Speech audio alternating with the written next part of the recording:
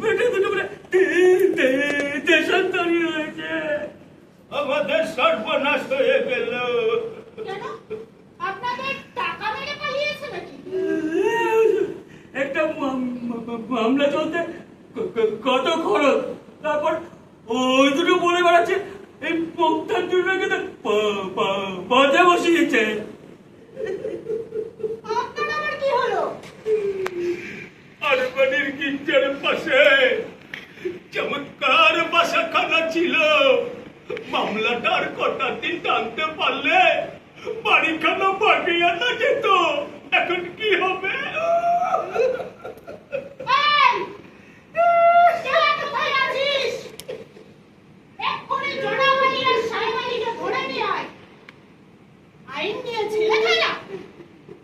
আর আমরা কোনো ভাগাভাগিতে নেই। আসামি জনাব আলী সাহেব আলী হাজির হো।